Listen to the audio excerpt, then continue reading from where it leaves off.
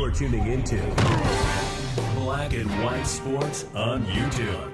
The no-holds-barred truth on sports. The main event starts now. All right, Black and White Sports supporters. Well, this remark should send a shiver of fear down the opponent's spines that Caitlin Clark will eventually come back and have to participate against and compete against when asked about whether or not the win over Team USA during the All-Star game was going to provide some closure. All right, now we know one thing. Christy Sides came out and said after Caitlin Clark was snubbed by Team USA that Caitlin Clark had told her they had awoken a monster. And the fact is, Caitlin Clark has been absolutely obliterating the WNBA since she was snubbed. Her assists are up, I believe, 3 assists a game since that snub, and she's up a full rebound a game since that snub. And in fact, she's averaging nearly 10 assists a game since she was snubbed for Team USA. Now, again, she's a point guard, now averaging better than 6 rebounds a game, a block shot a game, a steal and a half a game. It's pretty unbelievable. And if you want more Caitlin Clark, you're going to get it. So we're going to get to that in just a second. But she was asked, is this vindication? And her answer was, no, it's not vindication, meaning Caitlin Clark's revenge tour is going to continue against this league. Caitlin Clark is heading into the Olympic break with a clear conscience. The Indiana Fever rookie earned her first All-Star win after Team WNBA beat Team USA on Saturday in a game that many looked at as an opportunity for Clark to get revenge following a surprise snub from USA Basketball's Olympic team. But after this 117-109 win over Team USA veterans, where Clark led in assists for the All-Stars, by the way, broke a WNBA rookie record during that game, the former Iowa standout said she took, quote, no vindication in their victory. Oh, man. Yikes. No, I mean, they're really good, she said with a grin. They have plenty of talent on that team. It was the same 4 years prior. I'm pretty sure Team WNBA beat Team USA, and they were perfectly fine in the Olympics. I will say this, there's one big difference. Team USA now has got a bunch of dinosaurs playing for them. A couple of them in particular, Brittany Griner, Diana Taurasi. By the way, both from the Phoenix Mercury. Good luck, Phoenix Mercury. Because your 2 most prominent players are getting old. Especially Taurasi, who's, I believe, 42.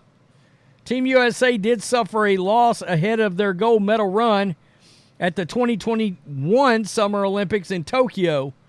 But this year, following a media storm that saw WNBA fans, more specifically Caitlin Clark fans, outraged when she was rejected. I said rejected, not selected for the Paris squad. But for Clark, she believes Saturday's loss serves more as a testament to the talent in the WNBA. So, good luck. I mean, seriously, this team has got a ton of pressure. There's a lot of pressure on Cheryl Reeve, the coach, because many believe she's partly responsible for Caitlin not being on the team. I truly believe that. All right, because there's been instances where she has run her mouth negatively several times about Caitlin Clark. Even if they go through and sweep and easily win gold, well, then nobody cared anyway because they weren't watching you. You didn't put Caitlin Clark on the team. And if you lose a game, oh shit, then you're going to get destroyed for not putting Caitlin Clark on the team. And if you don't get gold medal, oh hell, you're going to get drug. I mean, obliterated. You guessed it, for not having Caitlin Clark on the team. So they're in a no-win situation, Team USA is, and They haven't satisfied the monster known as Caitlin Clark. She's going to, I see her, and we've talked about it, I view her as a Tom Brady type. What I mean by that is Tom Brady found ways that he secretly used slights against him as motivation to search, seek, and destroy opponents. I think Caitlin Clark's got that same makeup. I do. So, more Caitlin Clark basketball is always a W in the book. The WNBA is considering expanding their regular season right now, folks, for next year. Obviously, Caitlin Clark's is a big reason for that. All right, that gives them potentially, I believe, almost all of her games are on prime time. Well, if that goes to 44 games, then most of her 44 games will be on some kind of an actual television channel. You know, and or at least like Amazon Prime or whoever's got the new package. But you get the point. More games, more ratings, more attendance in games she plays in. It makes sense. Personally, I'd like to see the league. I'd like to see them went to 50 maybe. The more the merrier. They need to eventually get to 60. Yeah, I agree with that. 60 would be good. This is another one I'd like to see. They should also change from 10 to 12 minutes. Agreed. I think that would be fair too. This should definitely happen. Still kind of low. I would have loved to have seen at least 50 or 60 games. They are getting more money. They had better. It makes you wonder if maybe we know they're getting a new media deal. Was this a wink and a nod to the networks that, hey, more games are coming, so you're going to earn more revenue from advertising, right? So here we go. We'll have the changing of a collective bargaining agreement. Eventually, probably. Yeah, it'll increase the salaries of the television media deal is what is going to increase the salaries, okay? Just attendance and ratings won't do it. It's the advertising dollar that comes out of it that leads to big media contracts that is going to change the salaries. This needs to happen, adding teams next year, 2026. So they should add 4 games each year to 48 in 2026 and 48-minute games as well. After this $2 billion TV deal, I would expect players to opt out of the current CBA. Many changes, salary on the way. And there's some word that it's going to be Caitlin Clark and Angel Reese are going to be leading that CBA charge, is what I have seen. They need to increase the Caitlin Clark inventory. The making 500 jerseys needs to be a thing of the past.